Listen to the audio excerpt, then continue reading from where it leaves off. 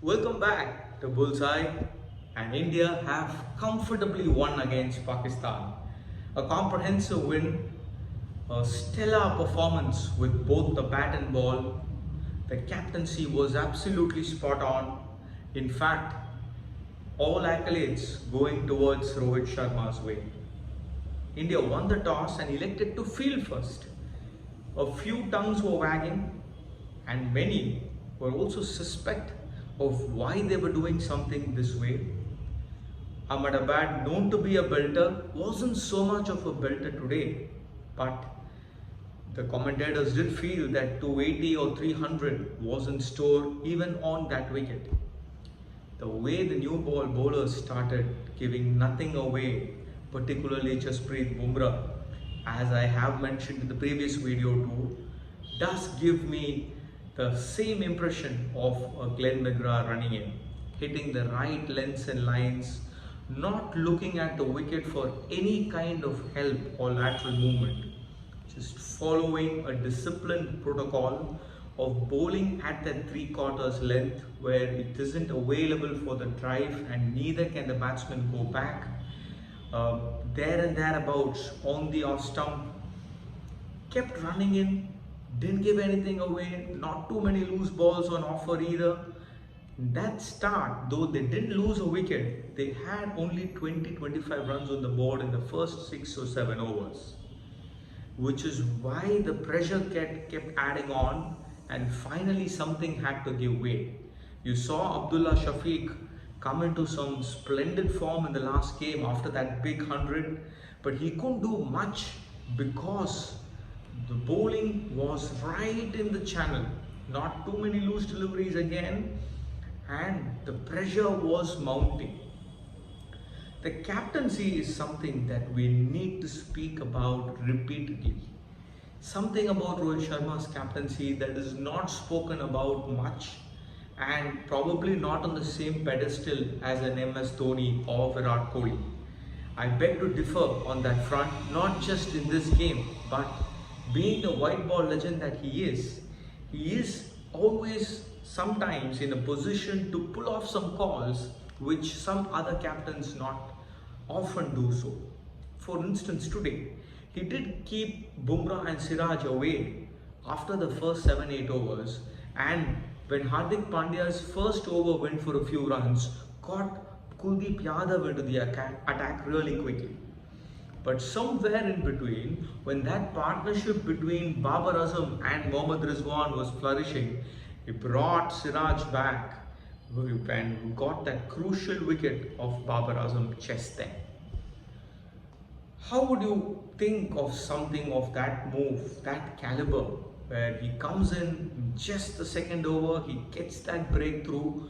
Otherwise, at that stage, Babar Azam and Mohammad Rizwan were beginning to find the gaps, were beginning to come to terms with the wicket, and had they been there for another 10-15 overs, the outcome would have been entirely different. Pakistan would have managed a 280 or 300 kind of score comfortably, even if one of those two had continued towards a century.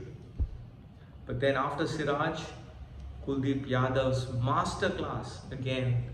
A lot of talks about how Kuldeep Yadav was drafted into the ODI squad about 6 months back ahead of Yuzvendra Chahal. But from the time he's made his comeback into the national side, he has been an absolute revelation. There were talks about him working on his action, kept the trajectory flatter too, used the left arm, the bowling shoulder into his action a lot more, and that has been paying him rich dividends. If you see his figures ever since his comeback, he has been instrumental in many of India's victories. In the Asia Cup against Pakistan, you would be served well to remember that he got a fifer in that game, in the rain-affected game when Virat Kohli and KL Rahul made centuries. He bundled out Pakistan cheaply and ended up with a 5-wicket haul there too. Kuldeep Yadav is beginning to seem like the trump card in India's bowling attack. Jasprit Bumrah too has been extremely consistent. In all the games that he's played, you can see even if he doesn't get the wickets, he gives absolutely nothing away. And his second spell, where he comes back in the death over, is proving to be fatal. With Jasprit Bumrah and Kuldeep Yadav being the trump cards, the bowling, as I said, even after the last game, seems to be in a very safe spot. And to speak about the batting, what a display it was from Rohit Sharma. You couldn't have asked for anything better from the skipper. After that kind of a display of captaincy on the field, the intensity, the fielding changes, the way he brought the bowlers back at crucial junctures, keeping Jadeja on at the end, Siraj and Bumrah in short spells, Kuldeep on from one end. After that kind of a captaincy, which was on display in the first innings, he came out with an aggressive intent with the bat, piled on the runs. He was 85 of just 60 balls at one stage. And what he's known for, those mammoth sixes, he had already recorded about 6. And that onslaught didn't give Pakistan an iota of chances at all. In the end, it was extremely comfortable. Even Shreyas Iyer getting valuable batting time, and after the last 2 games with those 2 40s, I think he also seems well settled in that number 4 spot. The fielding was on the mark today too. Nothing to complain about today. Was a clinical performance to say the least. India have the momentum, are unbeaten in the tournament along with New Zealand and South Africa, 3 out of 3, and now they need about 3 wins, 6 wins, and they qualify to the semi-final.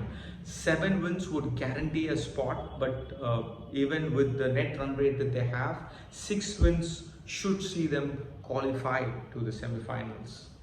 Let's wait and watch for India's other games. They have Bangladesh, Sri Lanka, New Zealand, South Africa and Netherlands to play.